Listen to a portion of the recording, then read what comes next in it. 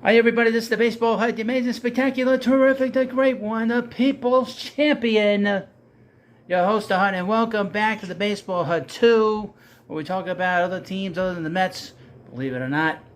I'm going to talk about three teams in particular: the New York Yankees, boo, the Red Sox, and the White Sox. Very, old, original American League teams, I guess. But before we get into this video, I need you to subscribe and like the video. So as you know, we're talking about trades here. And I got some... First, let's start with the ridiculous, the Yankees. This is from Clutch Points. 3 sneaky MLB trade deadline deals that can help Yankees catch the Rays. And it's written by It Doesn't Matter. When I start reading this, you're going to realize it doesn't matter.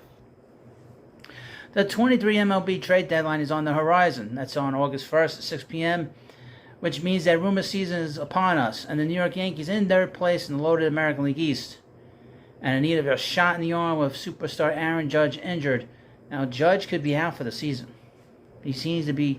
It's such a murky kind of injury that he has. We're going to be one of the main teams involved in trade buzz. Here's the first idea. I can't believe this.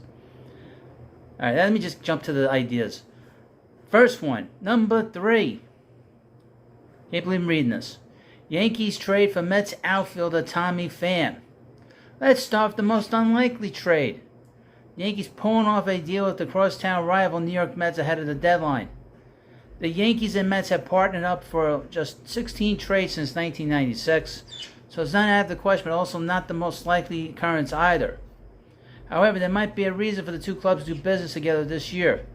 The Mets, 38-46, and 39-46, are crumbling under the weight of their own lofty expectations. This tells us a Yankee fan that writes stupid shit like this. So much so that it sounds like owner Steve Cohen is seriously thinking about making one big changes. He's not said that. This guy is he's making stuff up. If the Mets become sellers, Cashman must pick up the phone and call. The obvious targets, Justin Verlander and Brandon Nimmo. Brandon Nimmo. Brandon, let me tell you something, guy. Brandon's not going anywhere. He's here for the next 8 years. Next 7 years after this year. And I would say that Brandon should have made the All-Star team. He's played great. That's not happening. But one player in particular, outfielder Tommy Pham, makes too much sense for the Yankees not to pursue. Pham inked a 1-year deal with the Mets this past offseason, so his age wouldn't be of any concern to the Yankees. He'd be a rental bat for the postseason push. And a good one at that. Pham has rebounded nicely from a rough 22 season as he posts an .892 OPS with 9 homers and 9 stolen bases. The Yankees theoretically have center fielder, right field cover with Harrison Bader and Aaron Judge, provided they stay healthy. But they've had a revolving door in left field all season. Pham could immediately provide production and some more speed into the Yankees line. Now, he doesn't mention anything. The Yankees could offer up a couple young outfield prospects not named Jason Dominguez to the Mets, whose farm system is short on talent at that position. This guy's just throwing out garbage. I want one of their pitchers. I want one of their relievers. One of their starters. One of their guys that's in that bullpen. That's what I would want from the Yankees. Because Tommy Pham's played great. Number 2, Yankees trade for Rockies third baseman Ryan McMahon. The Yankees have had some pretty good success with former Rockies infielders, right? DJ LeMay, who once made 2 All-Star teams, and he's shot now. Why not go back to the well again? Josh Donaldson looked cooked, and the aforementioned LeMay, who's in the midst of perhaps the worst slump. No, he's done. They're both cooked. Number 2, it's the third idea. Yankees trade for Cubs outfielder Cody Bellinger and starting pitcher Kyle Hendricks.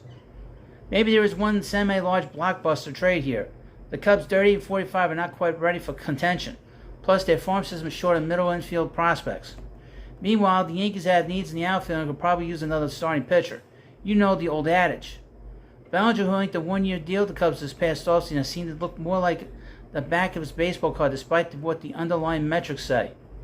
Plus, the short porch and right field at Yankee Stadium was made for Bellinger's pull-heavy left-handed swing. Who's to say the Cubs outfielder, still just 27, couldn't rediscover his MVP form in Yankees pinstripes?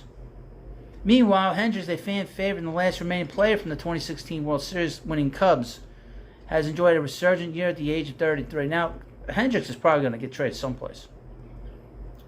But the thing with the fan deal is, again, with the Yankees, if you're going to make some kind of trade with the Yankees, folks, you ask for one of their relievers.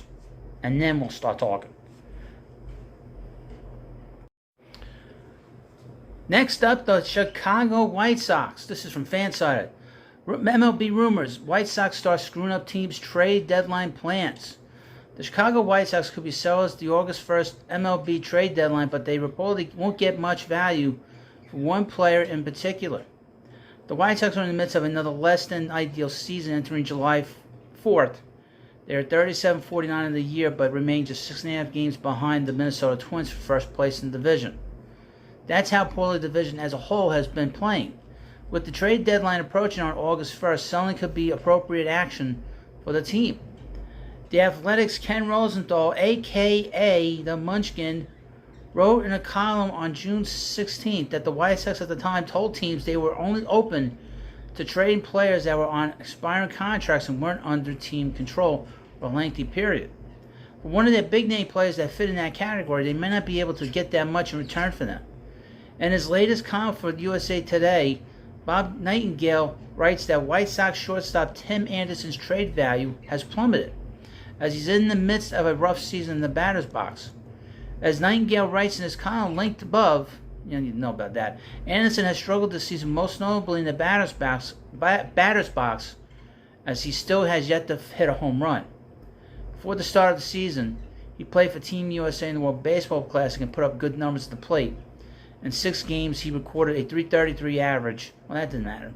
To start the year, Anderson suffered a left knee sprain in Chicago, April 11th, against the Twins, and would be sidelined until making his return in the team's May 2nd game against the Twins. Through 61 games this year, he is slashing 239. Wow, that's terrible. 239 average, 270 on base, 267 slug. Wow. While recording 12 RBIs, 26 runs scored, and 57 hits. He has struck out 55 times and has had 14 walks. I would think that he's probably still injured. He could potentially hit free agency at the end of the year, as the White Sox can exercise the team option in his contract worth $14 million for 24. If the team opts against it, he would become a free agent this upcoming winter. Given the lack of production at the plate thus far, the White Sox are in a predicament. That's rough. This guy's won a batting title. He's playing like this. He must be injured. That doesn't make any sense. And he's 30 years old? So I don't get that. You have to tell me what you think about that in the comment section. And now, from Boston, the Red Sox are going to have some decisions to make sooner rather than later. The 23 MLB trade deadline is August 1st, and Boston is in an intriguing position.